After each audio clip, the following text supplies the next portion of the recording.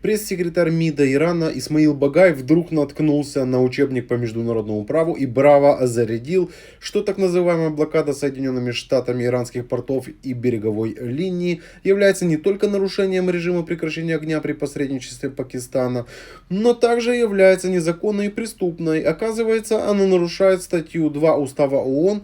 Она представляет собой акт агрессии согласно статье 3 резолюции Генассамблеи ООН 3314, которая прямо включает блокаду портов или берегов государства в число таких актов.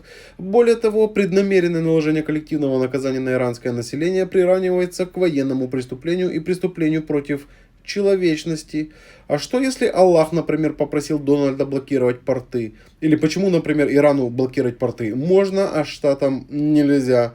А вешать на кранах, это какая резолюция разрешает, кто знает? И почему в Иране это не считается преступлением против человечности?